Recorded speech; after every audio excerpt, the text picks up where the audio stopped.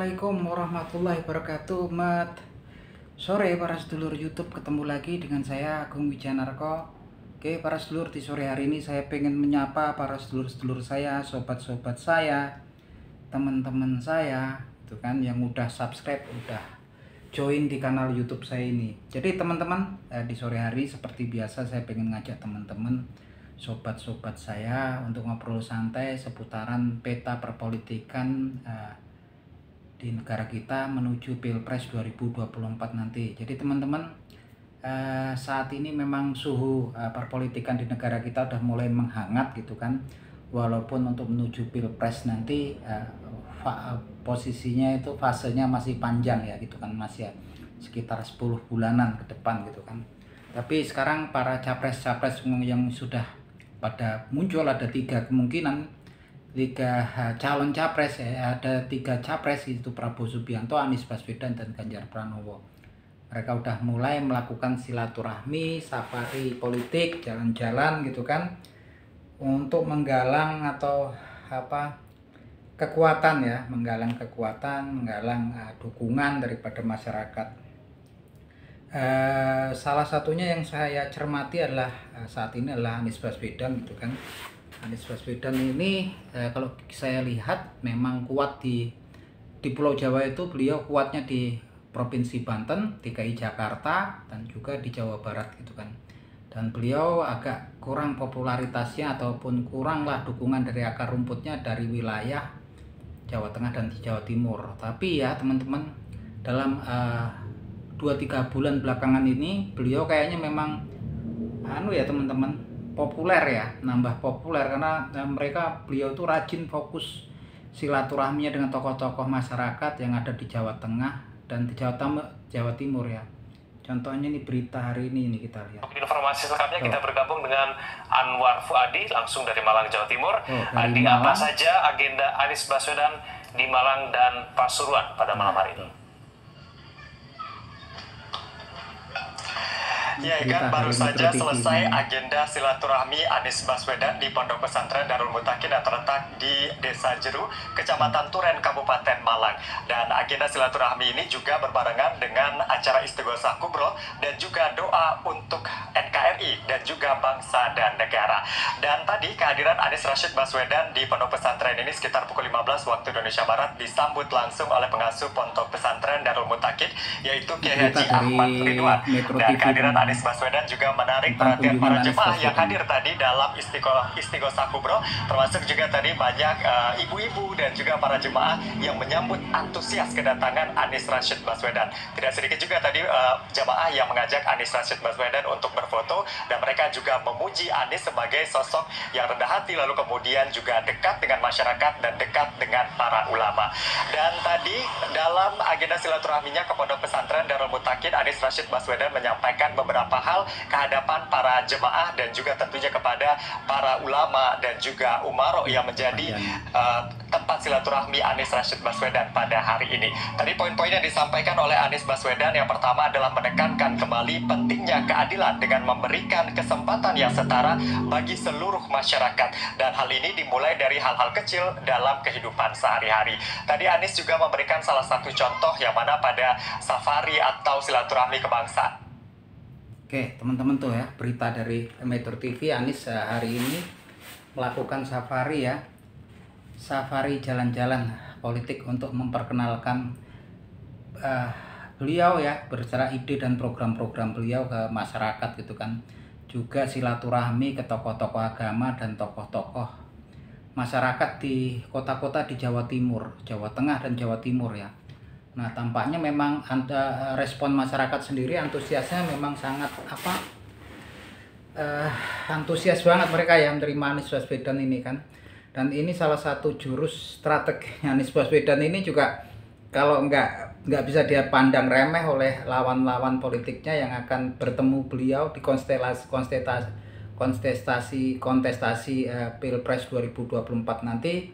Karena kayaknya memang dia ini udah mulai membangun kekuatan di Jawa Tengah dan di Jawa Timur yang notabene sebetulnya nggak begitu kuat ya di situ ya. Kalau kita lihat memang Jawa Tengah, Jawa Timur tuh ya, masa akar rumputnya ya nyaris semuanya Ganjar Pranowo ya gitu. Ganjar Pranowo karena memang dinaungi oleh Partai Demokrasi Indonesia Perjuangan yang memang suara terbesarnya salah satunya di Jawa Tengah dan di Jawa Timur gitu kan. Nah ini kalau nggak dicermati Anies Baswedan tuh sekarang walaupun fasenya pemberitaannya juga nggak begitu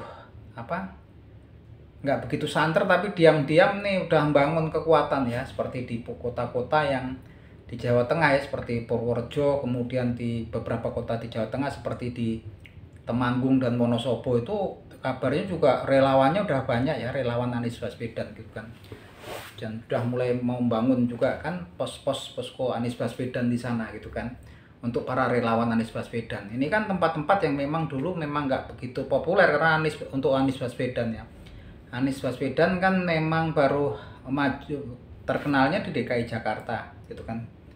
Dan pemilihannya juga pemilihan di Gubernur DKI Jakarta gitu kan. Kalau masyarakat lapisan bawah yang di kampung-kampung tentunya belum mengenal baik gitu kan. Dan banyak juga kalau saya wawancara ngobrol-ngobrol juga masyarakat lingkungan menengah ke bawah, di lapisan bawah di kampung-kampung itu untuk politik itu kurang banyak yang ngerti ya gitu kan teman-teman, nggak skeptis lah, nggak begitu, karena memang untuk pemenuhan kebutuhan sehari-hari sekarang ini kan memang agak berat ya teman-teman. Jadi nggak, kalau saya tanya tentang politik mereka juga nggak ngerti, bahkan beberapa kalau saya tanya juga kalau mereka nggak ngerti kalau pemilu 2024 nanti ada pemilu gitu kan. Nah, bahkan sebagian nanya Pak Jokowi masalah, Pak Jokowi udah 2 periode gitu kan, kata saya gitu kan. Nah itu saya bilang memang pergerakannya ini merayap besi ya teman-teman, susah dihambat juga sekarang karena memang beliau juga selain intelektualnya juga lumayan tinggi gitu kan, beliau juga sosok yang religius gitu kan. Jadi kalau masuk ke area Jawa Timur apalagi yang memang daerahnya memang banyak pondok pesantren dan santri dan ulama ya, tentunya akan lebih mudah dekatnya gitu kan, memang frekuensinya sama gitu teman-teman. Nah ini kalau kita lihat tadi di berita ya, di Metro TV tadi itu saya lihat itu hari ini tadi di Malang beliau kan pondok pesantren ke gitu kan, juga ke Pasuruan gitu kan. Kalau nggak salah saya sempat dengar itu bahwasanya nenek beliau itu juga dari Pasuruan gitu kan, yang kemudian menikah dengan orang Surabaya dan kemudian bertempat tinggal di Ampel gitu kan. Jadi karena memang beliau memang nenek moyangnya juga dari Jawa Timur gitu kan. Nenek moyangnya, kakek neneknya itu memang bertempat tinggal di Jawa Timur, jadi sangat dekat ya, pas sekali gitu kan. Dan beliau juga sosok yang religius gitu kan. Dan ini memang luar biasa, memang strateginya betul-betul tepat ya. Anies Baswedan memusatkan safari politik ataupun silaturahmi ke tokoh-tokoh agama, kemudian tokoh-tokoh masyarakat dan juga masyarakat secara umum di area Jawa Tengah dan di Jawa Timur. Dan ini kalau memang berhasil tentunya sangat masif gitu kan, karena pendukung Anies Baswedan ini juga kalau menurut saya kita nggak, sampai saat ini kita pastinya juga nggak bisa mengukur seberapa besar gitu kan. Yang jelas memang sebagian besar pemilih Prabowo Subianto dan Partai Gerindra di kontestasi pemilu 2019 nanti, saya yakin ya sebagian besar, kita nggak tahu seberapa besar, pastinya akan tumpahnya ke Anies Baswedan, karena mereka juga dikabarkan dulu banyak yang kecewa gitu kan ketika Prabowo Subianto bergabung dengan koalisi pemerintahan gitu kan, dengan alasan rekonsiliasi nasional gitu kan. Memang mungkin sebagian juga bisa mengerti alasan Prabowo Subianto kemudian untuk bergabung dengan koalisi pemerintahan pada saat itu, tapi mungkin sebagian besar yang juga orang awam, para pendukungnya mungkin ada juga sebagian besar yang merasa kecewa dan juga merasa sakit hati gitu kan, yang tentunya mau kemana suaranya, pastinya lah ke Anies Baswedan gitu kan. Kalau untuk ke Ganjar Pranowo mungkin beda ini ya, beda platformnya kan, memang profilnya berbeda gitu kan. Nah itu aja udah besar, kita nggak tahu seberapa besar, ditambah juga nanti dukungan dari pendukung partai-partai yang sifatnya nasionalis ya. Pengusungnya Anies Baswedan ini kan Partai Nasdem dan juga Partai Demokrat, pendukung nasionalis gitu kan. Dari yang sisi religius, pendukung dari grup yang religius nih, pendukung yang religius itu juga udah besar. Nah ini ditambah dengan pendukung yang pendukung yang sifatnya konsepnya nasionalis. Tentunya sebagian besar dari Partai Nasdem dan Partai Partai Demokrat gitu kan. Belum lagi nanti harapannya juga koalisinya mungkin ada yang nambah partai nasionalis yang bergabung di koalisi perubahan, tentunya akan lebih kuat ya dukungan ke Anies Baswedan. Dan tentunya juga dengan pendekatan ke tokoh masyarakat, tokoh agama dan masyarakat awam di sekitar Jawa Tengah dan di Jawa Timur, insya Allah teman-teman itu tambah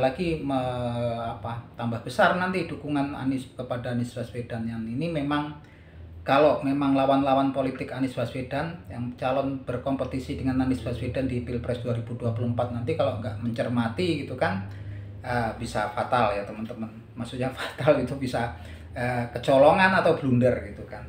Walaupun ya sah-sah aja, namanya juga cuman safari jalan-jalan dan silaturahmi ya teman-teman gitu kan.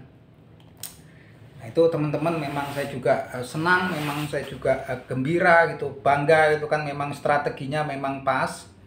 Apalagi nanti ditambah kalau memang cawapresnya memang berasal ya tentunya dari tokoh-tokoh yang memang memiliki akar yang kuat di Jawa Tengah ataupun di Jawa Timur, tuh saya tambah mantap lagi seperti itu kan. Terlepas dari itu, memang saya acung jempol kepada timnya Anies Baswedan ini yang memang betul-betul sekarang memang fokusnya di Jawa Tengah dan di Jawa Timur ya, untuk mengadakan silaturahmi atau membangun dukungan ataupun membangun relawan-relawan dari Jawa Tengah dan di Jawa Timur. Dan sejauh ini kalau menurut saya juga lancar, sukses gitu, alhamdulillah gitu kan. Oke, mungkin obrolan kita gitu sekedar cukup segini aja teman-teman. Saya juga berharap teman-teman yang merupakan supporter Anies Baswedan gitu kan memberikan komentar. Kalau mungkin analisa saya ada yang kurang tepat, teman-teman juga bisa memberikan analisa-analisanya di komen, bisa kita bahas gitu kan. Gitu aja teman-teman, semoga dengan bikin konten ini menambah sahabat-sahabat saya, sedulur-sedulur saya, sahabat Anies Baswedan dari manapun kalian berada. Oke gitu teman-teman, salam seduluran dari saya Agung Wijanarko dari Yogyakarta. Yuk.